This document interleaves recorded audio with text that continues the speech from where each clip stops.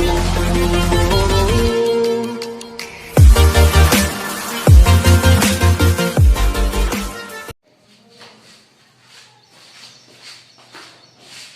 Students, आपका हमारे channel maths master एजे में स्वागत है और मैं आपका टीचर अमित जैन। आज मैं आपको 12th क्लास का इनवर्स ट्रिग्नोमेट्री पढ़ाने जा रहा हूँ।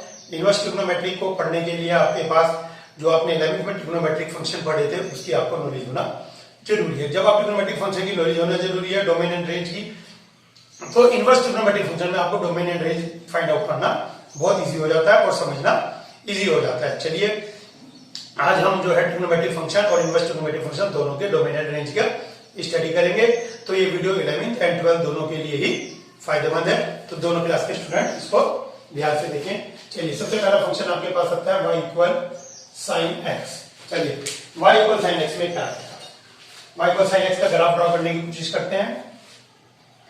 0 π/2 pi 3 π/2 2 pi minus π/2 minus pi minus 3 π/2 और माइनस 2 पाई। ठीक है, ये आपके पास एक जनरल लाइन बन गई और इस लाइन के ऊपर आपको पता ही है ट्रिग्नोमेट्री में वैल्यू साइन के लिए मिनिमम -1 होती है और मैक्सिमम 1 होती है।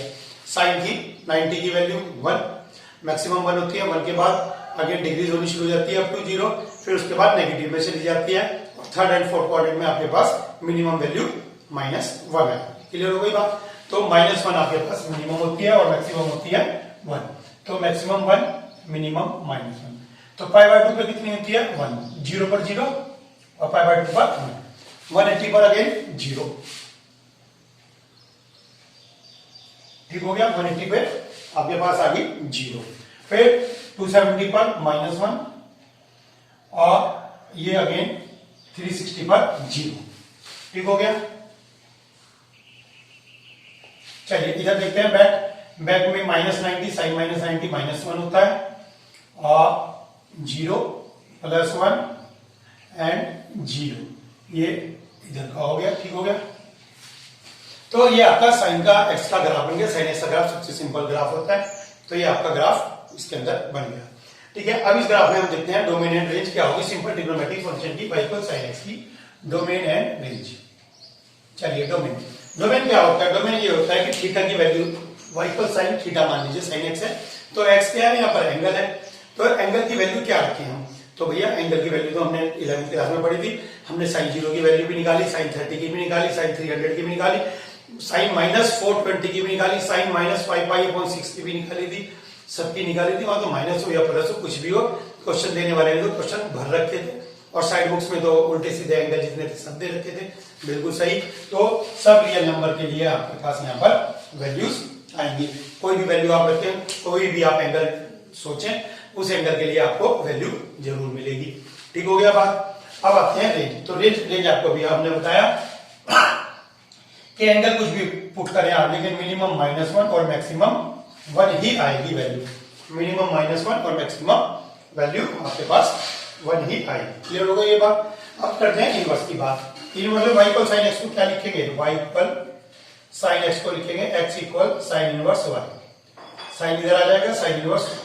अब इसका ग्राफ क्या बनता है? जो ये हॉरिजॉन्टल ग्राफ होता है उसको हम वर्टिकल कर देते हैं। हॉरिजॉन्टल ग्राफ को हम वर्टिकल कर देते हैं। देखते हैं कैसे। ये आपका ग्राफ हो गया, ये 1, ये -1, 0 से π/2 तक चलेगा और पाई पर जाकर 0 हो जाएगा। लीजिए 0 से चला, 1 को टच करता हुआ पाई पर 0, 1। ठीक हो गया। फिर -1 पे जाता हुआ ये, ठीक हो गया, ये 3 π/2 और ये 2 पाई। इसी तरह से नीचे चलेगा, नीचे यहाँ पे आपके पास -π/2 आ गया, यहाँ पर -पाई आ गया और यहाँ पर -3 π/2 और यहाँ पर -2 पाई। ठीक हो गया। तो ये आपके पास -1, 0, +1 और 0। ठीक हो गया। तो ये आपका ग्राफ बन गया इनवर्स फंक्शन का। इनवर्स फंक्शन में क्या होता है कि एक्सिस चेंज हो जाते हैं लेकिन एक्सिस पे वैल्यू चेंज नहीं होती। एक्स डैश ये था, अब भी एक्स डैश यही रहेगा, लेकिन वैल्यू -1 से 1 आ गई इसके ऊपर, और जो एंगल्स आपके एक्स एक्सिस पे थे वो वाई एक्सिस पर चले गए। ठीक है, बाकी ग्राफ हो ही रहता है। आगे 6 के 6 जो ग्राफ हैं आपके, वो आपके हॉरिजॉन्टल से वर्टिकल बनने हैं सारे, तो आगे मैं कोई भी आपको ग्राफ हॉरिजॉन्टल से वर्टिकल बना के नहीं दिखाऊंगा। जस्ट हॉरिजॉन्टल है, इसको आप वर्टिकल कर देंगे तो वो इनवर्स का ग्राफ होता है। ये बात मैं बार बार आपको बताऊंगा भी। ठीक है, तो इसको आपने वर्टिकल कर दिया, आपका ये इनवर्स का ग्राफ आ गया। अब आइए इसकी डोमिनेंट रेंज देखते हैं। ये डोमिनेंट रेंज थी simple trigonometric function sin x की। अब इनवर्स ट्रिग्नोमेट्रिक फंक्शन की डोमिनेंट रेंज हम यहां से देखते हैं। चलिए, अब जनरली क्या होता है, जो रेंज होती है वो इनवर्स में डोमेन बन जाती है, और जो डोमेन होती है वो रेंज बन जाती है। ठीक है ना, डोमेन एंड रेंज इंटरचेंज हो जाते हैं, लेकिन हर बार नहीं होंगे, तो वहां पे आपको थोड़ा सा सोचना पड़ता है, दिमाग लगाना पड़ता है। तो आप तर्क देंगे, जो अगर आपका तर्क सही होगा तो बिल्कुल डोमेन एंड रेंज इंटरचेंज हो जाएगा। चलिए देखते हैं। अब डोमेन में बात वही रही कि आप यहाँ पर y की वैल्यू क्या पुट कर सकते हैं। सर मैं तो y की वैल्यू -1 से 1 ही पुट कर सकता हूँ, देख लीजिए, क्यों भाई -2 नहीं पुट कर सकते। सर जब -2 वैल्यू होती ही नहीं ट्रिग्नोमेट्री में, ट्रिग्नोमेट्री में -2 होती है, मिनिमम -1 मैक्सिमम 1, तो 2 कहां से पुट कर देंगे, तो सर यही पुट कर सकते हैं आप। तो बाई चांस इसका जो रेंज है वो डोमेन हो गया। और क्लोज ब्रैकेट, क्योंकि -1 भी एग्जिस्ट करता है, 1 भी एग्जिस्ट करता है। sin 90 पर +1 एग्जिस्ट करता है, sin -90 पर -1 एग्जिस्ट करता है। फर्स्ट क्वाड्रेंट में प्लस आता है और फोर्थ क्वाड्रेंट में माइनस आता है। ठीक हो गया, पता होगा आपको ASTC।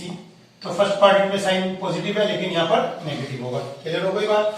ठीक है, अब रही बात डोमेन की। डोमेन वहां पे जाके रेंज हो जाएगा, देखते हैं रेंज हो जाएगा क्या। अब -1 से 1 किसके बीच एंगल आता है। यहाँ पे आपको ध्यान देने वाली बात है कि कभी भी डोमेन रेंज नहीं हो सकता। क्यों नहीं हो सकता, क्योंकि जो यहाँ पर रेंज होती है वो होती है प्रिंसिपल वैल्यू। प्रिंसिपल वैल्यू का क्या मतलब हुआ, अब जैसे मैं आपको कहूँ +1 किसकी वैल्यू, +1 आपने कहा सर 90 पे आएगा, चलिए 90 पे +1 आ गया। ठीक है, 90 के बाद +1 मान लीजिए, फिर दोबारा से आप घूम के आए, यहाँ पर आएगा +1, बिल्कुल सही। फिर घूम कर आए, फिर यहाँ आएगा। हर बार 360 ऐड होता रहेगा, ये तो हर बार 360 ऐड होता रहेगा। तो ये वैल्यू तो -1 से 1 के बीच, तो यहाँ पे देखिए -1 से 1 के बीच, यहाँ पे -1 है आपके पास, और ये 1। ठीक है, -1 से 1 के बीच ये आ गया आपके पास आंसर। यहाँ पर -1 से 1 के बीच ये आ गया आंसर, -1 से 1 के बीच ये भी आंसर आ गया, -1 से 1 के बीच ये भी आंसर आ गया। कितने सारे आंसर आएंगे, ये तो इंटरवल्स आते रहेंगे, लेकिन एक ही इंटरवल चूज करते हैं, और इस इंटरवल को कहते हैं प्रिंसिपल वैल्यू इंटरवल या प्रिंसिपल वैल्यू ब्रांच। ठीक है, तो प्रिंसिपल वैल्यू ब्रांच आपको लेनी है केवल एक।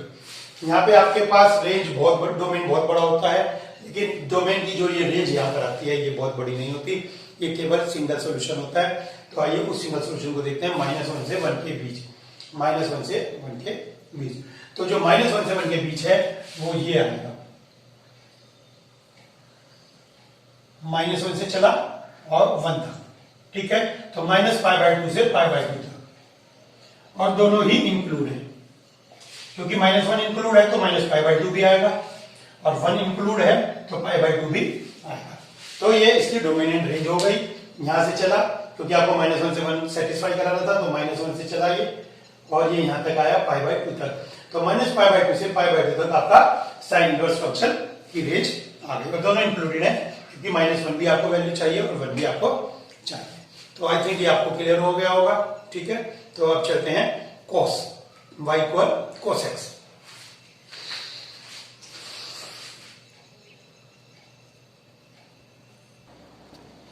चलिए देखते हैं next function y = cos x।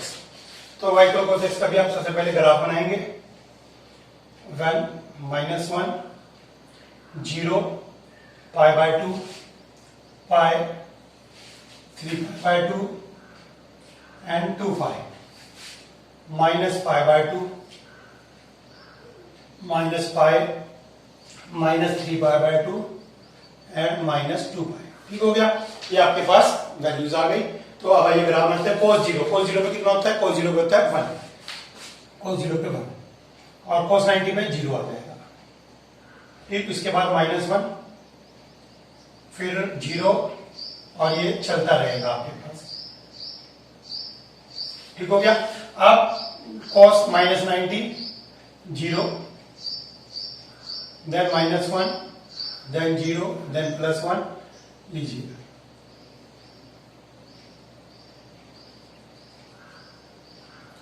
ठीक है, ये आपका cos x का ग्राफ बन गया सिंपल। अब cos x के में डोमिनेंट रेंज देखते हैं।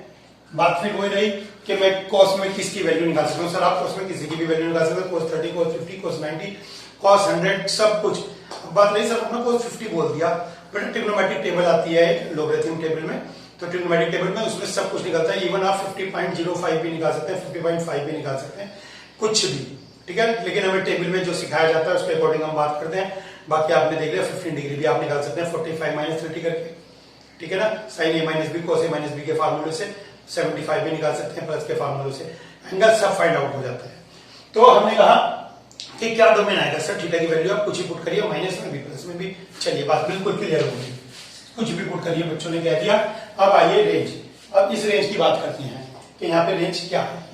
ठीक है सर, जब हम पुट करेंगे इसके अंदर तो मिनिमम -1 और मैक्सिमम 1 ही आएगी। लीजिए बच्चों को तो पता लग गया सब कुछ कि मिनिमम -1 और मैक्सिमम इसमें 1 ही आएगी। बहुत अच्छे, आपको ये बात क्लियर हो गई। ठीक है, कुछ कहना है? ओपन ब्रैकेट है ना, क्लोज, बिल्कुल सही। बच्चे ध्यान दे रहे हैं, भले ही आप वीडियो के अंदर हो, मैं वीडियो वाले बच्चों से ही बात कर रहा हूँ, भले ही आप वीडियो के अंदर है, लेकिन मैं देख रहा हूँ कि आप में से कुछ के दिमाग में स्ट्राइक हो रहा है। वेरी गुड, क्लोज, क्योंकि -1 भी इंक्लूड है और 1 भी इंक्लूड है। ठीक हो गया, तो ये इसका डोमिनेंट रेंज आ गया। अब आइए y इक्वल cos x, तो x equal cos inverse y, तो डोमेन एंड रेंज। तो आपने क्या बताया कि सर जो रेंज है वो यहाँ डोमेन हो सकती है, जरूरी नहीं है, और जो यहाँ पे डोमेन है वो उसकी रेंज हो सकती है। चलिए देखते हैं कि आप y की वैल्यू यहाँ पर क्या क्या फाइंड आउट कर सकते हैं। बिल्कुल 2 फाइंड नहीं कर सकते, 2 पुट नहीं कर सकते, सॉरी 2 पुट नहीं कर सकते। 2 पुट करोगे तो cos की तो वैल्यू 2 कहीं होती ही नहीं, मिनिमम -1 मैक्सिमम 1, तो बिल्कुल सही सर, बिल्कुल सही डोमेन आया। डोमेन यही आएगा, वही रेंज की बात। रेंज आपके पास -1 से 1 यहाँ भी है, ठीक है, फिर -1 से 1 यहाँ भी है, 1 से -1 यहाँ भी है। तो ये आपके पास बहुत सारे क्वेश्चन बैठते हैं जो आपको इसको सेटिस्फाई कराएंगे। ठीक है, लेकिन बात रही प्रिंसिपल सॉल्यूशन ब्रांच की, तो आइए देखते हैं प्रिंसिपल सॉल्यूशन ब्रांच। तो आप ये देखें ध्यान से, ये 1 से चला यहाँ से, ठीक है, और 1 से जाके ये 1 पे मैक्सिमम है और -1 पे मिनिमम है। ठीक है ना, तो यहाँ पर 0 है और यहाँ पर कितना आ गया आपके पास पाई, तो ये 0 to पाई आ गया, दोनों इंक्लूड है, क्योंकि 0 पर भी वैल्यू फाइंड आउट हो रही है और पाई पर भी वैल्यू फाइंड आउट हो रही है। अब कुछ बच्चों के दिमाग में आ रहा होगा सर आप कैसी बात करते हैं, यहाँ पे वैल्यू फाइंड आउट हो रही है और यहाँ पर भी वैल्यू तो हमेशा फाइंड आउट होगी, यहाँ भी होगी, यहाँ भी होगी, हर जगह वैल्यू फाइंड आउट होगी। अब बात बताने वैल्यू फाइंड आउट होगी, वैल्यू तो फाइंड आउट होनी ही है। टाइम में पता लग जाएगा, टाइम में वैल्यू फाइंड आउट नहीं होती, कहां नहीं होती फाइंड आउट, देखेंगे। फिलहाल आप इसे सीख लीजिए कि -1 जो है और 1, तो -1 आपके पास जो है पाई पर है और 1 0 पे है, तो 0 to पाई जो है इसका प्रिंसिपल सॉल्यूशन। और ये ऐसे डार्क होता है, इसको हम डबल कर देंगे ये, तो ये, ठीक है ना, तो ये इसका जो क्या हो गया, ये इसकी डोमेन है, रेंज हो गई इनवर्स फंक्शन की। ठीक है, इनको कॉपी करते रहिएगा। चलिए चलते हैं 10 की तरफ, 10 का देखते हैं हम। चलिए देखते हैं 10 का फंक्शन, y इक्वल 10x। तो y इक्वल 10x में क्या होगा, इसका ग्राफ बनाएंगे सबसे पहले। 0 π/2 पाई 3 π/2 2 पाई -π/2 -पाई -3 π/2 -2 पाई। ठीक हो गया। ये अब देखते हैं इसकी टाइम की मिनिमम वैल्यू और मैक्सिमम वैल्यू क्या होती है। चलिए टाइम की मैक्सिमम वैल्यू और मिनिमम वैल्यू, 10 0 पे कितनी होती है 0, चलिए 0 पे 0 होती है, और 10 90 नॉन डिफाइंड, यहां पर हम इनफाइनाइट से बचते हैं, नॉन डिफाइंड बोलना ज्यादा सही रहेगा। 10 90 डिफाइन ही नहीं कर सकते। चलिए देखते हैं, जब आपको नॉन डिफाइन आता है तो वहां पर एक लाइन ड्रॉ होती है जिसको कहते हैं एसिम्पटोट।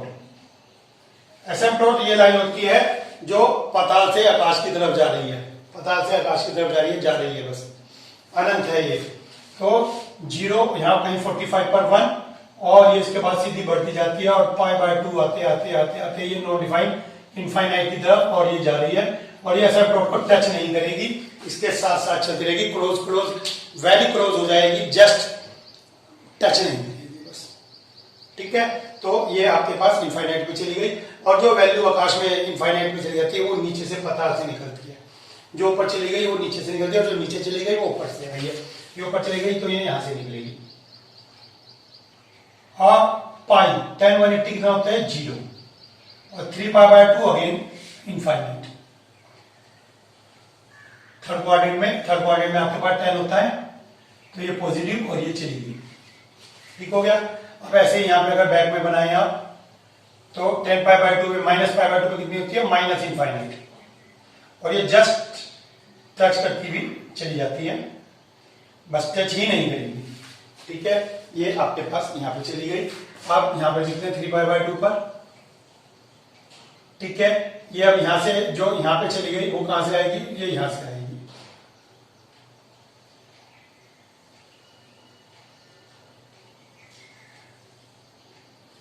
ठीक हो गया। तो ये आपका 10 का ग्राफ बन गया।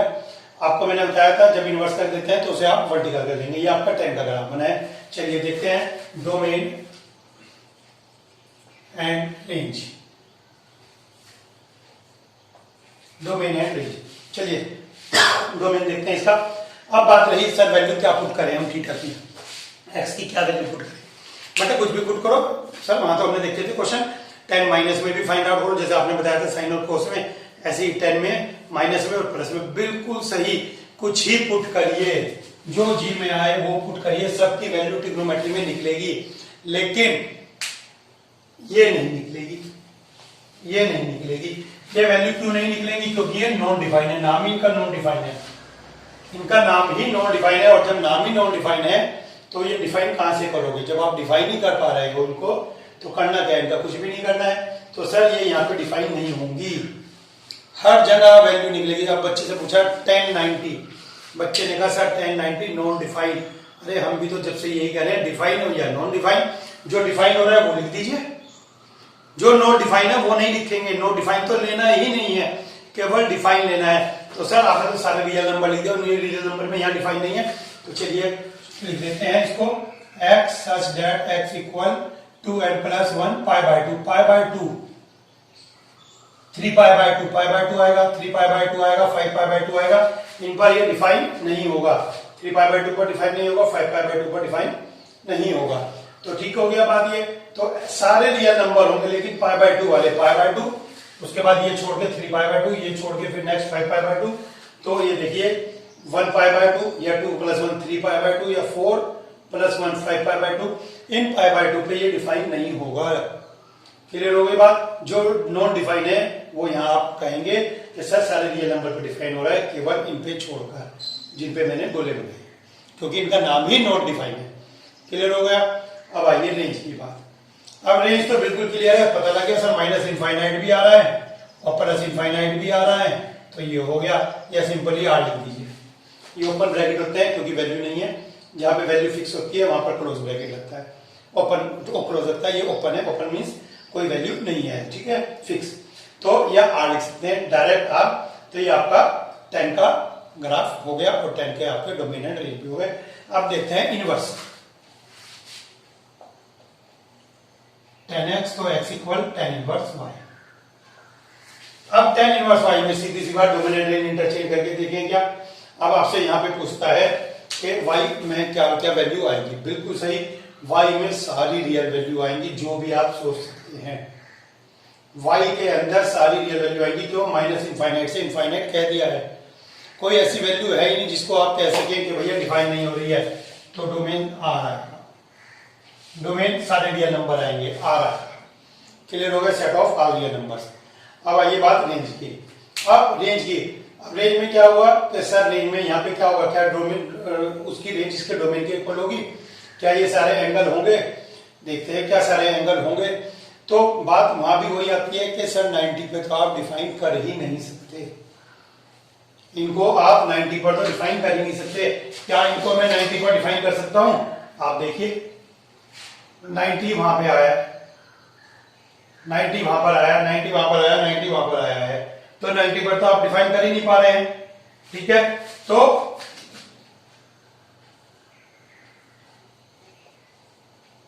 प्रिंसिपल सॉल्यूशन लेते हैं। प्रिंसिपल सॉल्यूशन में मैं आपको बार बार बता रहा हूं, बच्चे यही सोचते हैं जब वहां पर रेंज की बात आती है तो वहां पे यही सोचते हैं कि क्या क्या वैल्यू आएगी, इसके कंपेयर करते हैं। नहीं कंपेयर करने जरूरी है, वहां पे केवल आपको देखना है प्रिंसिपल सॉल्यूशन। तो आइए प्रिंसिपल सॉल्यूशन -π/2 से π/2 कैमरे में आ रहा है, हाँ आ रहा है। तो -π/2 से π/2 तक देखिए -1 वैल्यू जो ये आपकी माइनस इनफाइनाइट थी, ये रही माइनस इनफाइनाइट, ये चला और ये प्लस इनफाइनाइट यहां आ गया, -π/2 पर था और π/2 तक आ गया, -π/2 से π/2 तक आ गया ये, ठीक है ना। मिनिमम वैल्यू -π/2 पर, मैक्सिमम π/2 पर। तो ये प्रिंसिपल जो बताया था मैंने आपको, जो प्रिंसिपल सॉल्यूशन बना चुकी है उसको क्या करेंगे आप, डार्क कर देंगे, ठीक है, ये डार्क हो गई। तो ये आपको 10x क्लियर हो गया, ठीक है। तो इसका ध्यान रखेंगे आप, इनको भी नोट कर लेंगे। चलिए चलते हैं कोड की तरफ। y इक्वल कोट x को देखते हैं, इसका ग्राफ बनाएंगे पहले हम।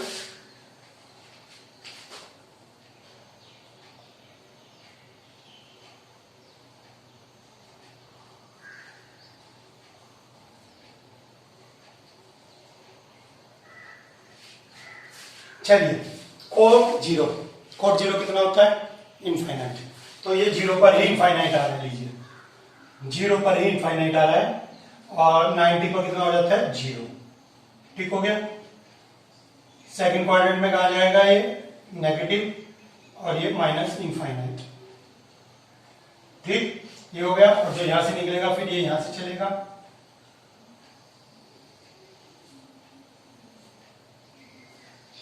और ये एसिम्पटोट के साथ साथ हो जाएगा, ठीक हो गया। तो ये आपका इसका ग्राफ बन गया y इक्वल कोट x का। तो आइए देखते हैं y इक्वल कोट x में डोमेन एंड रेंज कहां आएगा। इसका डोमेन में फिर वही बात कि सर मैं x की क्या क्या वैल्यू पुट करूं। आप x की वैल्यू कुछ भी पुट कर सकते हैं, लेकिन ये पुट नहीं करेंगे, नॉन डिफाइन है। जो नॉट डिफाइन है उसके अलावा कुछ भी पुट करिए। तो ये सर सारे रियल नंबर लिख दिए मैंने, केवल इसमें जीरो नहीं आएगा और पाई नहीं आएगा, मीन्स पाई के मल्टीपल नहीं आएंगे, 0 पाई 2 पाई नहीं आएगा। 0 पर इनफाइनाइट, पाई पर इनफाइनाइट, 2 पाई पर इनफाइनाइट। तो x such that x equals to n pi, n pi नहीं आएगा, where n is integer, positive भी हो सकता है नेगेटिव भी, ठीक है ना। x इक्वल n पाई, पाई के मल्टीपल नहीं आएंगे, ये 0 रखेंगे तो 0, 1 रखेंगे तो पाई, 2 रखेंगे तो 2 पाई, ऐसे ही माइनस में। तो ये नहीं आएगा रियल नंबर बिल्कुल सही सारे आएंगे। सॉरी, रेंज में सारे रियल नंबर आएंगे। तो रेंज में सारे रियल नंबर आएंगे, क्यों, -π/2 से माइनस इनफाइनाइट से प्लस इनफाइनाइट तक सब आ रहा है।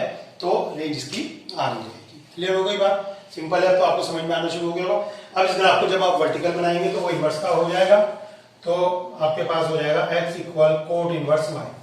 तो x equal cot inverse y में आपके पास क्या रेंज ये रहेगी, रियल नंबर, बिल्कुल सही। एंगल आप जितने भी, जो भी आपकी रेंज रहेगी वो सारे रियल नंबर आएंगे आपके पास, चाहे जो है इनफाइनाइट हो माइनस इनफाइनाइट हो, दोनों आ गए, उनके बीच के सारे नंबर हैं। तो डोमेन आपका यहाँ पे रियल नंबर रहेगा।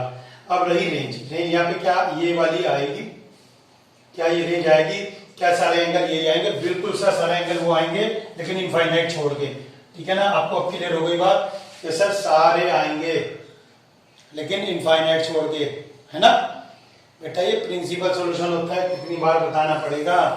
प्रिंसिपल सॉल्यूशन मैं आपको बार बार बता रहा हूँ, इसी बात को दिमाग में बिठाना है कि यहाँ पे केवल एक ही सॉल्यूशन आएगा, सिंगल, खूब सारे आंसर है लेकिन उनमें से एक सिंगल आएगा। तो यहाँ पे आएगा, देखिए मैक्सिमम ये रहा और मिनिमम ये रहा। कहाँ पे, 0 पे मैक्सिमम, पाई पे मिनिमम, तो 0 to पाई। अब 0 to पाई पे ओपन ब्रैकेट लगेगा, क्लोज ब्रैकेट लगेगा, ओपन लगेगा, क्योंकि 0 पे डिफाइन नहीं है, पाई पर डिफाइन नहीं है, नॉन डिफाइन है, नॉट डिफाइन नहीं है। डिफाइन होता साइन में डिफाइन था तो क्लोज ब्रैकेट लगा था -1 और 1, क्योंकि -1 भी पॉसिबल था, 1 भी पॉसिबल था। तो 0 पे यहाँ पे देखिए आप पॉसिबल नहीं है, नॉट डिफाइन, यहाँ पे पॉसिबल नहीं है, नॉट डिफाइन। तो दोनों जगह नॉट डिफाइन है, तो इसकी रेंज 0 to पाई आई है। तो आई थिंक ये क्लियर हो गया। चलिए चलते हैं नेक्स्ट सेक। चलिए देखते हैं y इक्वल सेक एक्स का ग्राफ। तो y इक्वल सेक एक्स का ग्राफ मैंने आपके लिए बना दिया है पहले ही। तो देखिए सेक जीरो कोस जीरो की वैल्यू क्या होती है, कोस जीरो होता है 1, ठीक है ना, कोस जीरो 1, तो सेक जीरो भी क्या हो जाएगा 1, तो सेक जीरो आपके पास 1 आ गया, ठीक है। फिर उसके बाद कोस 90 कितना होता है आपके पास 0, कोस 90 0, तो सेक 90 कितना हो जाएगा इनफाइनाइट, ये इनफाइनाइट पीछे लगेगा, सेक 90 इनफाइनाइट, ठीक है। जो ऊपर गया वो नीचे से आएगा, वो यहां से आ गया आपके पास, क्लियर हो गई बात, ये यहां से आ गया आपके पास। तो अगेन थर्ड क्वाड्रेंट में कोस नहीं होता, तो अगेन नेगेटिव, ये देखिए अगेन नेगेटिव, क्लियर हो गई बात। इसी तरह से यहाँ पे फोर्थ क्वाड्रेंट में कोस यानी कि सेक होता है, तो ये पॉजिटिव ही रहेगा, और ये पॉजिटिव और इनफाइनाइट की तरफ चलता है। तो देखिए इसमें भी खास बात हुई जो सेगमेंट के अंदर हुई थी कि 0 to 1 और 0 to -1 इंक्लूड नहीं हुआ है, तो सिंपल है, ये भी बिल्कुल डोमेन एंड रेंज, ठीक है ना। तो आइए डोमेन एंड रेंज में देखते हैं इसके सेक के डोमेन एंड रेंज क्या होंगे। तो यहां पे आप देखें कि सारे रियल नंबर आ रहे हैं, सारे रियल नंबर, लेकिन -1 और 1 नहीं आ रहे हैं, -1 से 1, ठीक है, -1 और ये 0 तक, 0 से 1 तक ये नहीं आ रहा है। बात ये रही -1 और 1 आ रहा है, -1 ले लिया मैंने, -1 भी इसके अंदर आ गया, 1 भी इसके अंदर आ गया, -1 और 1 दोनों इसके अंदर आ गए, तो बाकी छोड़ दिए, बाकी ओपन ब्रैकेट लगाया है, -1 इसके अंदर आ गया, बाकी मैंने छोड़ दिया, ओपन ब्रैकेट लगाया क्योंकि -1 इसके अंदर नहीं है, यहाँ पे है, ठीक हो गया। तो अब आइए रेंज, तो आपके पास क्या होगा इसके अंदर, सॉरी ये मैंने आपको इनवर्स का बता दिया। डोमेन x की वैल्यू क्या, एंगल क्या पुट करना है आपको, इनवर्स का जिक्र दिया हमने, तो x की वैल्यू क्या पुट करनी है, तो x की वैल्यू आप सब कुछ भी पुट करें, बस ये नहीं पुट कर सकते, ये नहीं पुट कर सकते, ये नहीं पुट कर सकते, ये नहीं पुट कर सकते, बिल्कुल सही, आपने बिल्कुल सही बताया कि सारे रियल नंबर पुट करेंगे, लेकिन π/2 के मल्टीपल, π/2 देखिए, π/2 के मल्टीपल कैसे लिखते हैं आप, ये यहाँ पे x such that x equal to n plus 1 π/2, जहां पर n इंटीजर है, ये आप पुट नहीं करेंगे, मींस π/2 3π/2 5π/2, π/2 3π/2 5π/2 ये पुट नहीं करेंगे क्योंकि इनके अंदर नॉन डिफाइन आ रहा है, नाम इसे ही क्लियर है, नॉन डिफाइन। तो ये सारे रियल नंबर आपके पास आ गए। चलिए अब रेंज की बात करते हैं। रेंज अभी मैं आपको बता रहा था कि रेंज के आगे सारे रियल नंबर आ गए, लेकिन -1 से 1 के बीच के नहीं आएंगे। ऐसा देखिए सारे नंबर आएंगे, बिल्कुल सब आएंगे, लेकिन ये और ये क्वेश्चन नहीं आएगा, ठीक हो गया। तो बिल्कुल क्लियर है, ये आपको इसमें कोई ज्यादा एक्सप्लेन करने की जरूरत नहीं है।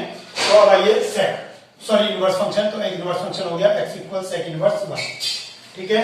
अब बच्चे क्या कहते हैं, सर डोमेन यहाँ लिख दीजिए, रेंज यहाँ लिख दीजिए, हो गई बात। चलिए देखते हैं क्या बाकी ये ऐसा है। रेंज आप डोमेन कुछ भी वैल्यू पुट करें, यहाँ पे डोमेन कुछ भी पुट करें, कुछ भी, लेकिन आप ये नहीं पुट कर सकते, क्योंकि अगर आपने मान लीजिए हाफ पुट कर दिया तो सेक की वैल्यू तो हाफ कहीं होती नहीं, किसी भी एंगल पे नहीं होती, हाफ होती नहीं, -1 से नीचे है और 1 से ऊपर है, तो बिल्कुल सही यही आपका डोमेन आएगा, ठीक हो गया, डोमेन ये है। अब रेंज क्या देखना है आपको, प्रिंसिपल वैल्यू, रेंज तो खूब सारी है, ठीक है ना, हर एक इंटरवल के बाद आ रही है, लेकिन यहाँ पे आपको देखना है कि केवल एक आपके पास प्रिंसिपल वैल्यू कितनी है। तो आइए प्रिंसिपल वैल्यू देखते हैं।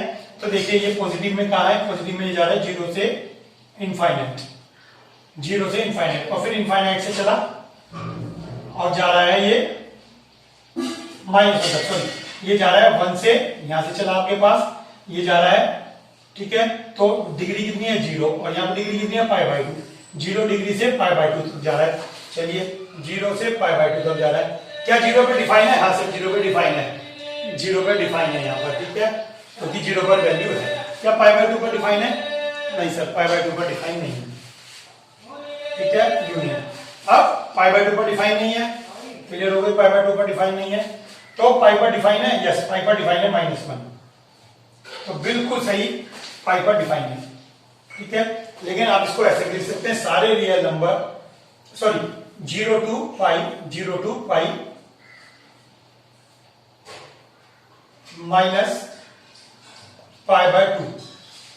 -π/2 को छोड़कर सारे, ये 0 to पाई डिफाइन हो गया, लेकिन π/2 पर डिफाइन नहीं है, तो 0 to पाई आ गया, π/2 को छोड़कर सब नंबर आ गए, केवल π/2 को छोड़कर, और ये आपका प्रिंसिपल वैल्यू ब्रांच आ गई, ठीक है। डोमेन रेंज आपके बहुत काम आने वाले हैं, तो इसको आप करिए। अब हम आपको बताएंगे कोसेक एक्स। चलिए लास्ट है हमारा कोसेक एक्स। तो आइए लास्ट में फंक्शन लेते हैं y इक्वल कोसेक्स। y इक्वल कोसेक्स में चेक करते हैं। तो y इक्वल कोसेक्स में डोमेन एंड रेंज। तो आइए सबसे पहली बात y एक्स कोसेक्स में डोमेन। अब डोमेन में रही बात कि आप क्या क्या वैल्यू पुट कर सकते हैं। आप कुछ भी पुट करिए, 0 पुट करिए, 30 पुट करिए, 60 पुट करिए, 90, 100 माइनस के कुछ भी पुट करिए, सारे रियल नंबर आप यहाँ पर पुट कर सकते हैं डोमेन में। लेकिन पुट नहीं कर सकते, क्या नहीं पुट कर सकते आप इसमें 0 पुट नहीं कर सकते। देखिए 0 पर नॉन डिफाइंड है, पाई पर -पाई पर नॉन डिफाइंड है, 2 पाई पर नॉन डिफाइंड है, पाई पर नॉन डिफाइंड है। तो कहता है इन वैल्यूज पर नॉन डिफाइंड है। ठीक हो गया। तो क्या मतलब हुआ कि सारे वैल्यूज आएंगी रियल, लेकिन 0 और पाई नहीं आएंगी। तो x such that x equal n पाई। अब तक तो आपको पता लग गया होगा क्या लेना है, x equal n pi where n is integer. ठीक है। तो सारे रियल नंबर आएंगे, केवल ये जो नॉन डिफाइंड वाली कंडीशंस है ये नहीं आएंगी। ठीक हो गया। तो ये आपके पास इसका डोमेन हो गया। अब आइए रेंज की बात। तो रेंज में अब आप देखिए रेंज में हुआ क्या, आपने कुछ भी रखा, वैल्यू आई, ये आई, ये आई, ये देखिए ये आई, ये वैल्यू, ये सब वैल्यू आपको रिसीव हो रहे हैं। लेकिन कौन सी वैल्यू रिसीव नहीं हो रही है, ये वैल्यू आपको रिसीव नहीं हो रही है। ठीक है ना। तो ये दोनों वैल्यू आपको सेक में भी रिसीव नहीं हुई थी, यहाँ भी रिसीव नहीं हो रही है। तो मीन्स यहाँ पर भी आपके पास सारे रियल नंबर आएंगे, और नहीं आएंगे तो केवल -1 और 1। ठीक। और ये क्या रहेगा, ओपन ब्रैकेट। ठीक है ना, -1 से 1 के बीच। और क्या है ये, यहाँ पे ओपन ब्रैकेट रहेगा, क्योंकि -1 चाहिए, 1 चाहिए, जो चाहिए वो इसके अंदर आ गया। -1 बीच में आ गया, 1 बीच में आ गया। ठीक हो गया। तो ये ओपन ब्रैकेट में रहेगा, ये हमें नहीं चाहिए, ये वाली वैल्यू ये इंक्लूड नहीं होगी। क्लियर हो गई बात ये। तो आइए इनवर्स फंक्शन। तो x equal cosec inverse y। तो आइए इनवर्स फंक्शन में देखते हैं डोमेन एंड रेंज। ठीक है। अब इसके अंदर डोमेन में हम देखते हैं कि क्या डोमेन ये वाला ही आएगा। देखते हैं यही वाला आएगा क्या, बिल्कुल सही यही आएगा। क्यों, आप किसी के लिए भी वैल्यू फाइंड आउट कर सकते हैं, -1 के लिए भी, 1 के लिए भी, -2 सब के लिए कर सकते हैं। केवल -1 से 1 के बीच कोई वैल्यू कोष्टक में आती ही नहीं। तो रेंज यही रहेगी कि -1 और 1 के बीच जो वैल्यूज हैं ये आप कभी भी फाइंड आउट नहीं कर सकते, कभी भी आप नहीं निकाल सकते। तो डोमेन में आप बिल्कुल सही है कि जो ये रेंज थी ये यहाँ पर डोमेन रहेगा। अब रेंज की बात रही, तो क्या रेंज ये वाला डोमेन ही आएगा, नहीं आएगा। क्यों नहीं आएगा, फिर वही बात प्रिंसिपल की। तो इसके अंदर क्या आएगा, इसके अंदर देखिए -π/2 से 0, -π/2 से 0।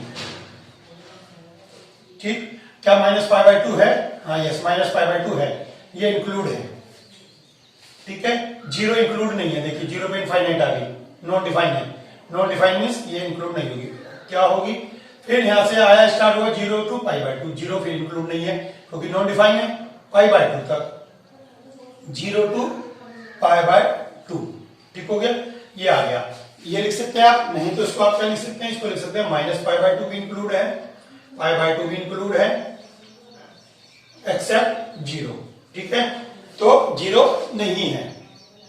ठीक हो गया। तो आपके पास -π/2 से ये चला, π/2 से 0 से π/2 यहां तक आया, तो ये इसकी रेंज हो गई। लेकिन इसके अंदर 0 इंक्लूड नहीं होगा क्योंकि 0 पर नॉन डिफाइंड। तो आई थिंक ये आपको डोमेन एंड रेंज सारी क्लियर हो गई होंगी। तो इस वीडियो में आज के लिए इतना ही। इनकी प्रैक्टिस करें डोमेन एंड रेंज की, और लिख के प्रैक्टिस करें, और इनके आप एक फेयर नोट्स बना लें। ठीक है। और नेक्स्ट वीडियो में मैं मिलता हूं सॉल्यूशन के साथ इनवर्स ट्रिग्नोमेट्री के। आज के लिए इतना ही। Thank you.